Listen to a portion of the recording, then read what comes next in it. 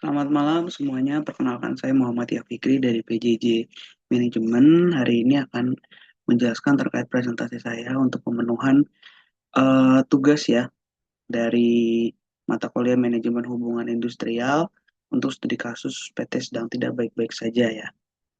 Oke. Jadi kalau untuk latar belakang kasusnya, pertama mungkin terkait dengan tingkat turnover karyawan yang tinggi ya yang diakibatkan dari ketidakpuasan terhadap sistem penggajian, sulit merekrut tenaga kerja baru, reputasi perusahaan menurun, dan kurangnya work-life balance yang akan coba kita highlight pada sesi kali ini. Penyebab permasalahan ada terbagi menjadi dua dari faktor internal dan faktor eksternal. Di faktor internal seperti tadi ya, ada gaji yang tidak kompetitif, beban kerja yang tinggi, komunikasi yang kurang efektif. Lalu eksternalnya persaingan tenaga kerja dan reputasi buruk perusahaan. Hal ini mengakibatkan juga terkait dengan tekanan kerja yang tinggi sehingga karyawan tidak memiliki work-life balance yang baik. Kalau kita coba buat grafik ilustrasi turnover karyawan adalah seperti ini. Dari 2002 sampai 2026 terdapat lonjakan ya. Lonjakan turnover dari 10% hingga 30% di 2026. Jadi grafiknya cenderung menaik dari tahun ke tahun untuk turnover karyawan. Terkait dengan pencegahan masalah hubungan industrial, ada yang beberapa yang bisa kita perbaiki. Contohnya sistem kompensasi yang adil, komunikasi yang baik, program work-life balance, saluran keluhan karyawan, survei kepuasan karyawan. Jadi beberapa perusahaan memang sudah ada juga yang mencontohkan untuk memberikan dorongan ataupun bantuan psikologis gratis untuk karyawan ya, baik offline maupun online yang biayanya ditanggung oleh perusahaan. Itu akan menjadikan work-life balance ini tercipta gitu ya dari sisi mental health-nya karyawan. Nah, kenapa sih work-life balance itu penting? Karena work-life balance itu sangat mempengaruhi ya terhadap kehidupan pribadi kita. Karena kehidupan manusia memang tidak hanya bekerja, tetapi memiliki juga untuk kesempatan-kesempatan ataupun jam-jam pribadi untuk dirinya sendiri. Maka dari itu terciptalah yang sebetulnya 8 jam kerja ini atau 40 jam sehari gitu ya. Yang sebetulnya dicontohkan atau didahului oleh Ford. Perusahaan Ford, perusahaan mobil, buruhnya menuntut waktu itu untuk pekerjaan ataupun jam kerja, penuntutan jam kerja yang adil. Makanya dibagi dalam satu hari itu menjadi tiga segmen, 8 jam bekerja, 8 jam untuk dirinya sendiri, dan 8 jam untuk beristirahat, seperti itu. Nah, untuk terciptanya work-life balance, beberapa perusahaan juga sudah memiliki jam kerja yang fleksibel, flexi working hour. Dalam kaitan ini, karyawan bisa clock in ataupun check in ataupun datang kapan saja dari jam misalnya dari jam 7 sampai jam 9 dan nanti clock out-nya sampai dengan 8 jam kemudian. Jadi kalau masuknya jam 9 nanti 8 jam kemudian di jam 5 bisa keluar gitu ya contohnya. Lalu masuk jam 8 nanti 8 jam kemudian baru bisa kita check out dan dianggap hadir begitu. Jadi tidak ditentukan harus misalnya jam kerja jam 9 sampai jam 6 sore. Bisa saja karyawan bisa datang lebih pagi ataupun lebih siang. Yang penting total working hour-nya itu 8 jam sehari. Itu ada yang seperti itu ya teman-teman. Lalu cuti memadai. Selain memang secara perundang-undangan harus 12 cuti per tahun untuk orang-orang di Indonesia gitu ya. Cuti yang memadai dalam hal ini adalah contohnya juga cuti-cuti lain yang memang ditanggung perusahaan atau menjadikan benefit perusahaan. Contohnya yang salah satunya yang di cover undang-undang tapi belum diterapkan oleh seluruh perusahaan di Indonesia itu adalah cuti haid ataupun cuti menstruasi untuk perempuan.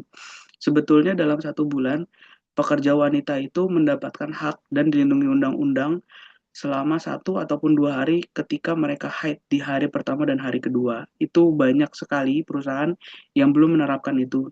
Tetapi sebetulnya itu dilindungi undang-undang gitu. Nah, contohnya lagi yang menjadi benefit adalah cuti birthday, cuti ulang tahun. Jadi di hari H ulang tahun karyawan bisa mengambil cuti.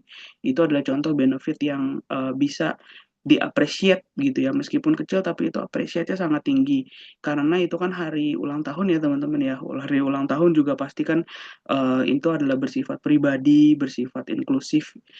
Ketika karyawan diberikan benefit demikian pasti merasa diperhatikan ya oleh perusahaan begitu. Lalu ada program kesehatan, selain di luar program kesehatan wajib yaitu BPJS Kesehatan, asuransi swasta menjadi benefit lain tuh untuk menjadikan lingkungan kerja kita work life balance, terutama eh, asuransi swasta yang memang mencakup terkait dengan bantuan psikologis yang tadi sudah saya jelaskan di awal gitu ya.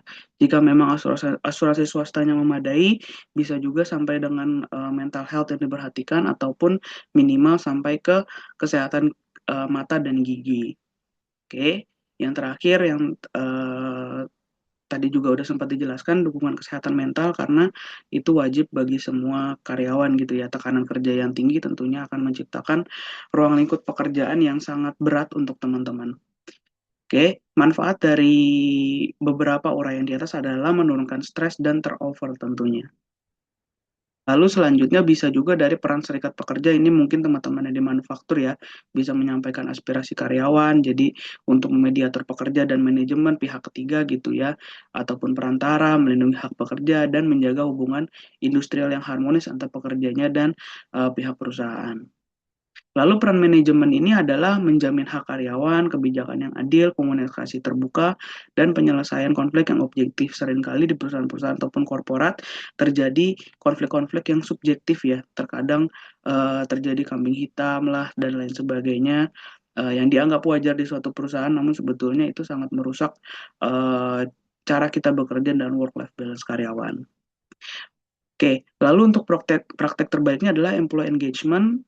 Engagement ini beda dengan komunikasi HR dalam keseharian, namun lebih ke teman-teman HR dan talent ini bisa menggait ataupun menarik hati teman-teman dengan mengadakan event-event yang bermanfaat ataupun dapat karyawan berpartisipasi dengan riang gitu ya di luar pekerjaan. Jadi contohnya bisa dibikin turnamen-turnamen e-sport dan lain sebagainya.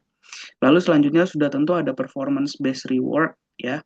Lalu ada open communication dan employee well-being program. Jadi di beberapa perusahaan employee well-being program ini bukan hanya sekedar rekreasi tahunan ataupun rekreasi tiap quarter, tapi adalah event mingguan untuk makan sehat, teman-teman. Ada beberapa perusahaan yang saya tahu, yang saya kenal, yang saya pernah bekerja di dalamnya ataupun melihat cara kerja mereka setiap minggu, khususnya di hari Kamis, itu perusahaan menyediakan sarapan gratis gitu ya, sarapan gratis dan ini sangat bergizi tentunya, bukan sarapan yang gorengan ataupun berminyak begitu ya, ataupun berlemak, tapi makanan-makanan sehat seperti rebus-rebusan, gandum, apa namanya biji-bijian dan lain sebagainya yang sehat.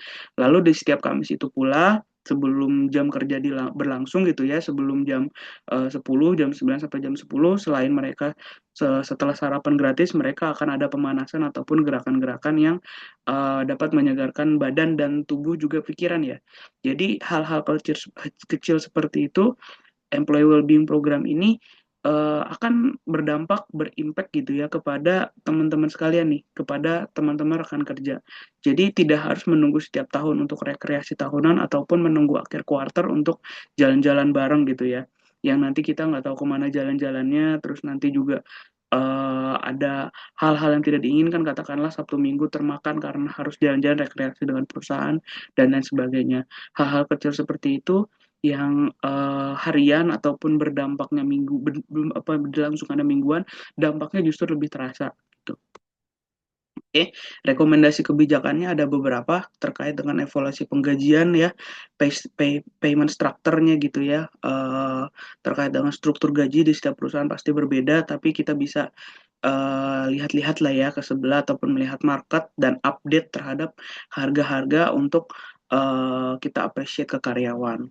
Lalu ada juga program work balance yang tadi dijelaskan, forum komunikasi, contohnya yang tadi ya serikat buruh, kerjasama dengan serikat pekerja dan pengembangan karir. Pengembangan karir juga tentunya penting ya.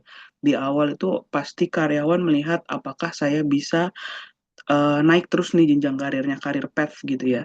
Jadi dari pihak HR ataupun dari pihak talent ini harus membuat program-program ataupun training-training yang bermanfaat. Jadi kita tuh tidak melihat manusia bekerja hanya bekerja gitu ya hari-hari, tapi kita harus melihat bahwa dia nih ada potensi untuk berkembang, manusia ini ada potensi untuk berkembang sehingga nanti dibuatlah talent ataupun career path-nya. Oke. Nah, kesimpulannya adalah hubungan industrial yang baik dapat meningkatkan produktivitas, menekan turnover, dan mendukung keberlanjutan keberlanjutan perusahaan. Tentunya perusahaan juga tidak mau ya memiliki turnover yang tinggi. Jadi hari-hari kita hanya menugaskan rekruter untuk mencari orang gitu ya, mengganti orang dan lain sebagainya. Tentunya itu buang-buang waktu, buang-buang resource ya. Jadi kita lebih baik memanfaatkan yang ada, kita manage yang ada, dan kita berkembang dengan karyawan yang sudah kita miliki. Demikian, terima kasih. Selamat malam.